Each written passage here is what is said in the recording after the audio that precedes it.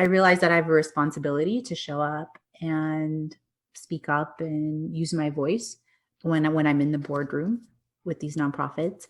And then I also realized that I have a responsibility to hold the door open for more women to follow as well.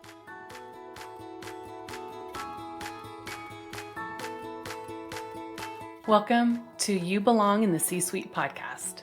You are ambitious in life and in your career, but something is missing. You want to bring more of your passion to what you do. Because let's be honest, you pour a ton into your work, and it needs to mean more. I'm your host, Laura Eigel. I'm a mom, wife, PhD, coach, advocate, introvert, and indoor rowing fanatic. I'm passionate about living a life that's in line with my values. We'll give you the actionable tips and tools you need to lead with your values, make a difference, and have career success. The world needs more diversity and authenticity in the top jobs at organizations. Your leadership belongs there. You belong in the C-Suite.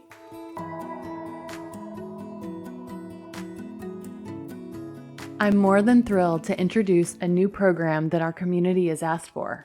We are launching the You Belong in the C-Suite group coaching program. I've been coaching for over 10 years, and one thing I know is that sometimes you need accountability to make progress. Over the last few weeks, I've had multiple sessions with leaders who know that they need a change. They put so much into their work every day, but they aren't fulfilled.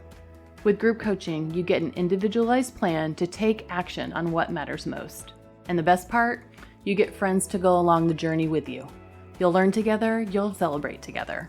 The world needs your leadership. How will you bring it to them? Is it setting concrete boundaries so you can live a more fulfilled life? Is it setting a path for a bigger job at a company that aligns with your values? Learn more at thecatchgroup.com to apply to You Belong in the C-Suite group coaching program. The world needs more diversity and authenticity. Your leadership belongs there. You belong in the C-Suite. Apply now at thecatchgroup.com.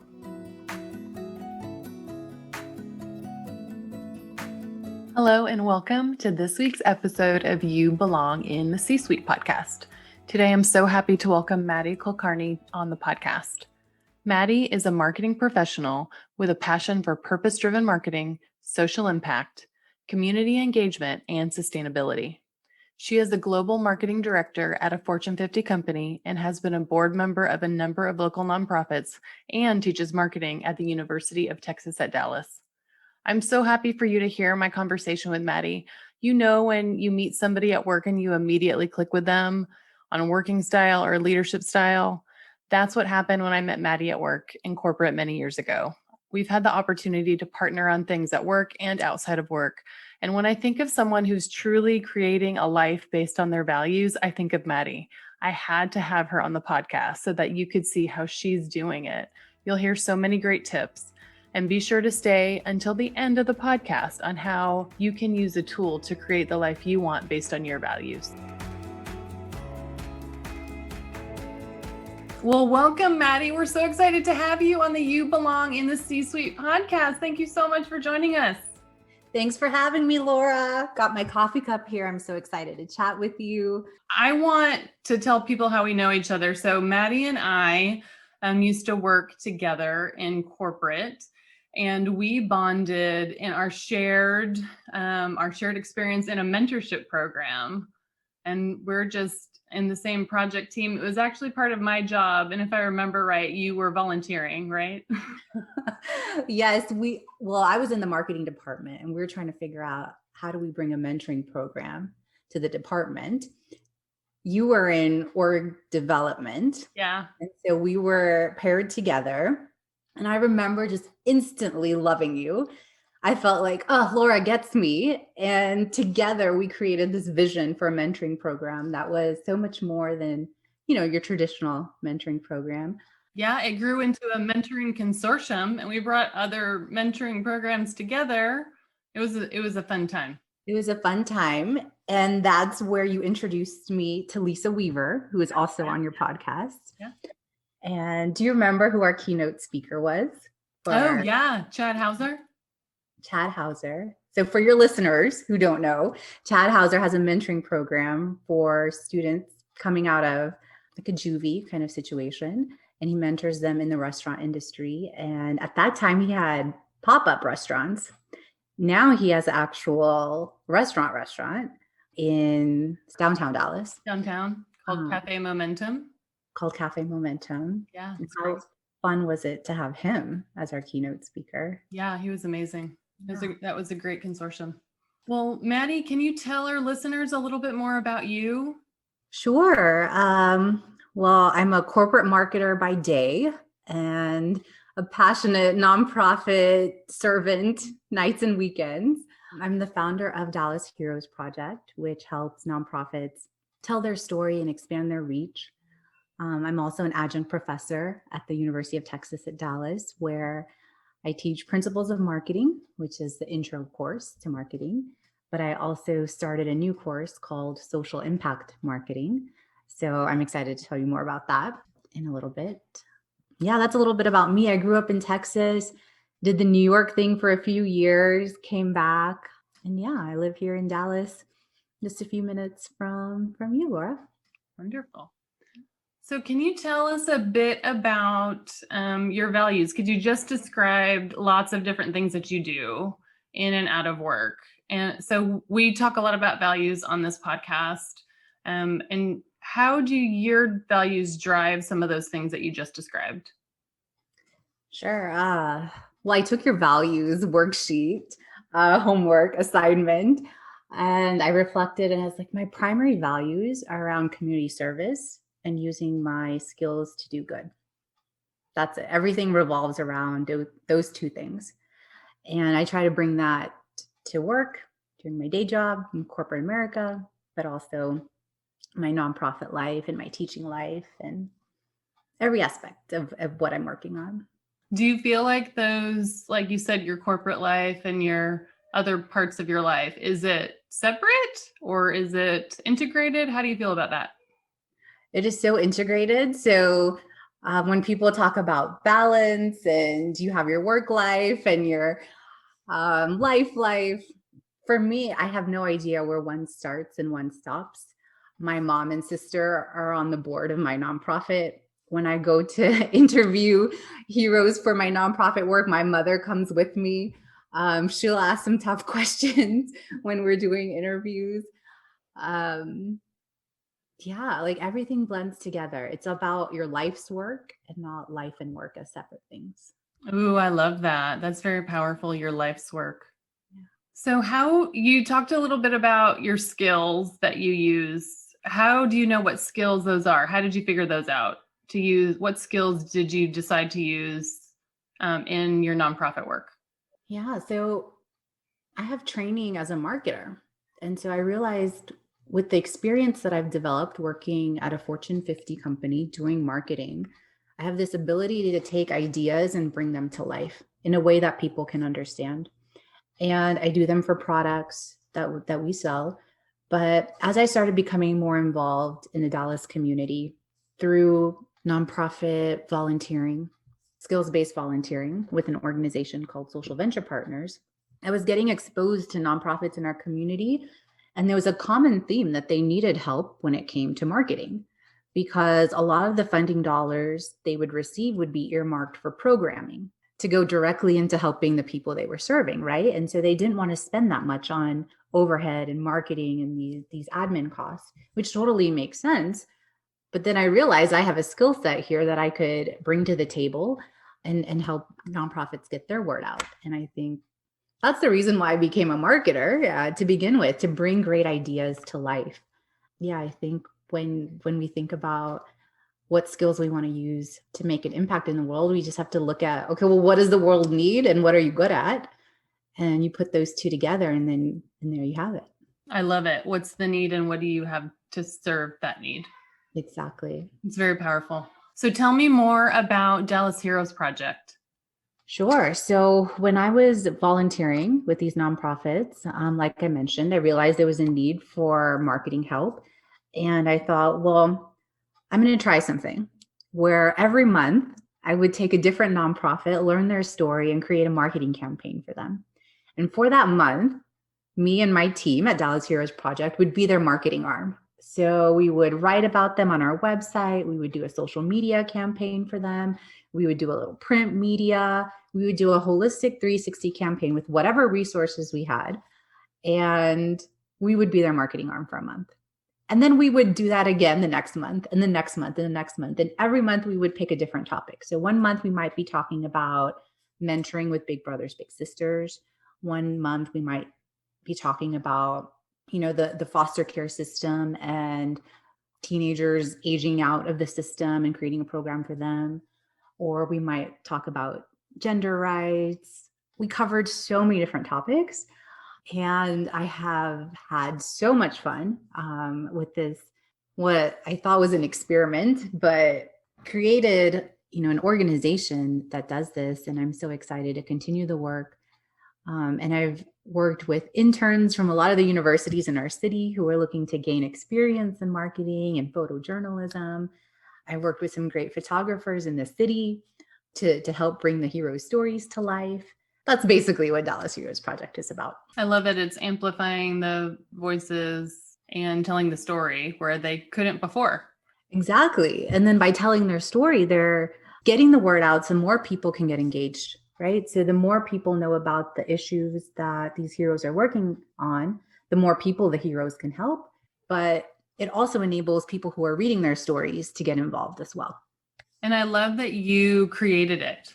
Like, you saw a need and you built it. And in effect, you created your own nonprofit C-suite position for yourself. Yeah. So I'm an executive director. We have a board of my friends who are equally as passionate about giving back to their community. So one of my friends is a principal at an elementary school. One of my friends is an executive at Southwest Airlines. One of my friends is an executive at Your Cause. So we have a variety of different experiences amongst our board. I'm not in the C-suite yet at my corporate job, but I've created one in my nonprofit life. That's awesome. And you also mentioned other board service that you've done. Can you talk a little bit more about that and how that's different than the work you've done with Dallas Heroes Project? Sure. With Dallas Heroes Project, I'm more hands-on, right? I'm in the weeds. Not only am I leading the board, but I'm also the executive director actually doing the work. As a board member for nonprofits, you're there in advisory capacity so that you are advising the CEO or the executive director on strategic direction for the organization. So where should we be investing our time and resources? How should we be growing the org, right? And so that experience stemmed from me volunteering with the nonprofits, right? And their team seeing how passionate and how hands-on I was. And I had done this project. This is the first board experience I had. I'll tell you how that started. I was helping a children's advocacy organization with their branding, with their brand identity and their marketing plans. It was a 6-month engagement. And once it finished, I was asked to join their board. And I remember being so shocked at the time because I didn't see myself as someone who would be sitting on a nonprofit board at this stage in my life. I thought it was something that you did when you retired, that you had already had your career. I thought you had to be an old white man to be and that's who sat on nonprofit boards.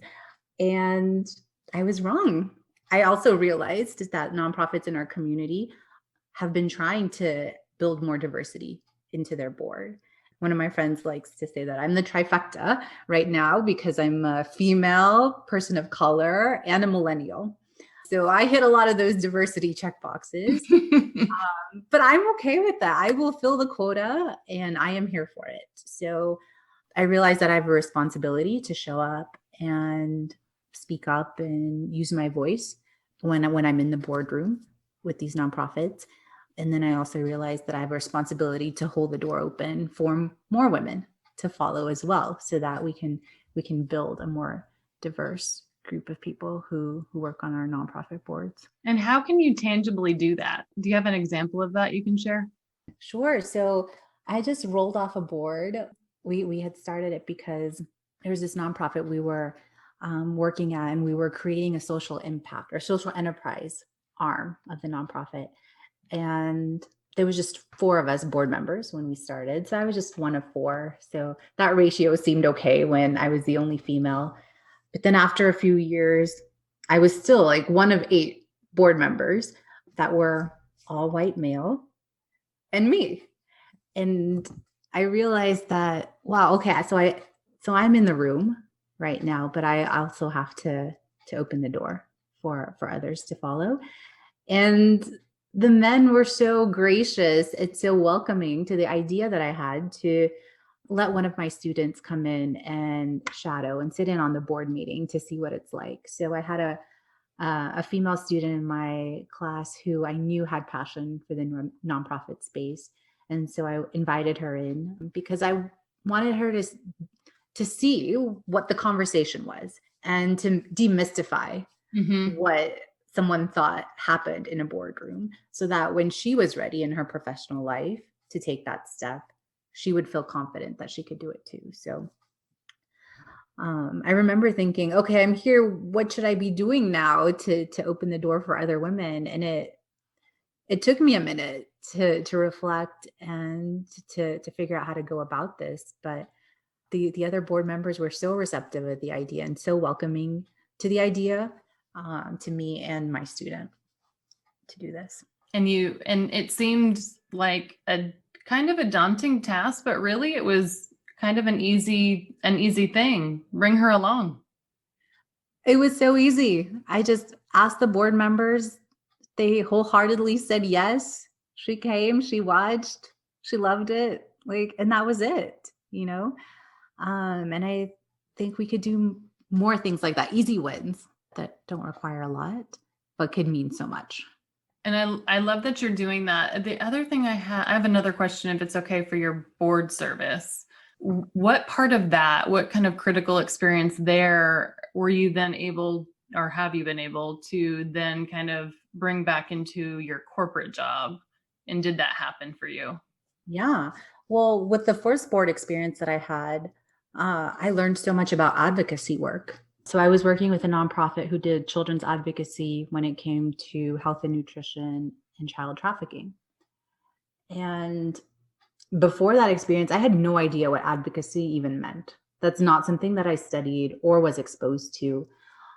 So with that board, I went to Austin to our state legislature to advocate for some of the policies that we were hoping to implement within Texas. And that experience in advocacy, then I was able to bring to my corporate life because I had just recently taken on a role as a global marketer to transform our portfolio so we would be making healthier offerings to our consumers. And that required a lot of government interaction as well, and a lot of advocacy work. So my experience in the nonprofit sector prepared me for those conversations in my corporate life. I love that, because sometimes, like just what you mentioned before, it was, what need can you fill with the skills that you already have for nonprofit? Then the inverse happened. You picked up a skill in nonprofit and then helped build your career. Exactly. Which was, it feels like it's even now your career is even more values based than it was before. Is that safe to assume?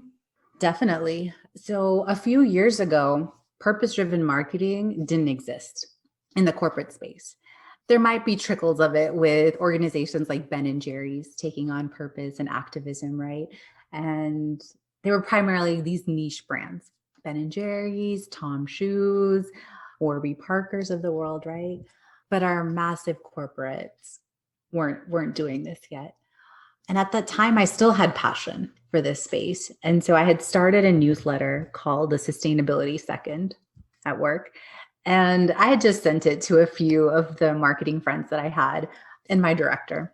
And then the CMO got the email in his inbox and he's like, Maddy, this is great. I want you to add all of our global marketing leads to your distribution list. But basically, it was an email that you could read in 60 seconds that talked about one brand taking on sustainability issues. Now, with consumer activism on the rise, where people want to know what their brands stand for, they want to know what the brands are doing for the planet and for people. Now, my organization is ripe to do purpose-driven marketing and sustainability marketing. And so when that part of the marketing department was getting built, it was so natural for me to be in that position. And that's how it came about. So that's how I'm leading sustainability and purpose now at my company. And I love that you started before your company was ready, because you valued it and you thought that you could provide value in that way, just with an email. That's great. Just with the weekly email that someone can read in less than 60 seconds. Yeah, that's awesome. So what advice do you have for others who want to share their skills outside their job, or do what you did, kind of bring those skills into their job? How would they go about doing any of that? I think it goes back to what we talked about in the beginning, is to understand what you have to offer, right? What are those skills that you're good at? And then figure out what the world needs, put those two together, and then you'll have something where you can bring your skills to do good in the world. There's also this triangle framework that I use. It's kind of like a vision board, but much simpler. At every point in the triangle, you write personal, professional, and community. And you think about, okay, what are those 2 to 3 goals that you want to accomplish that year or work towards that address those parts of your life? And I've been doing it for a few years. I actually learned it at the job, and I don't remember who taught it to me, but I've been doing it for years now. And then it's like this picture that I have that I keep in my closet. So when I'm getting ready for the day, I can see it right there, and it can remind me of, okay, what are the things that I'm working on that align my values in those buckets of personal, professional, and community. That's great. I love that tip.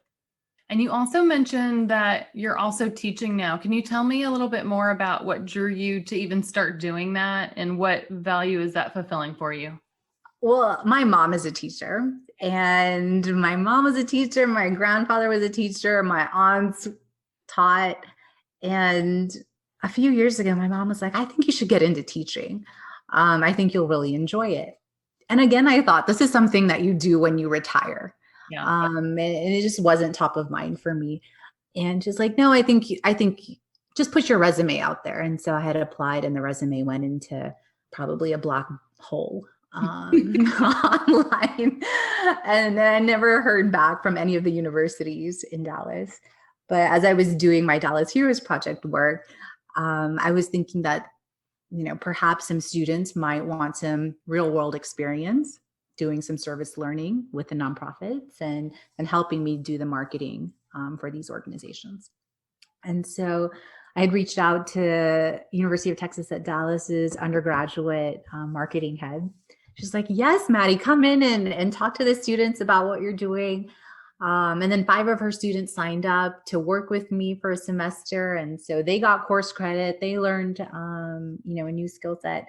And at the end of the semester, I went back to the program head and gave her feedback on how I thought the students performed and where I thought we could evolve the intern program. And she's like, well, Maddy, actually, how would you feel about teaching a professional development course here? And so I thought, I don't know, maybe, maybe, I don't know. But then she said, well, how about you teach principles of marketing?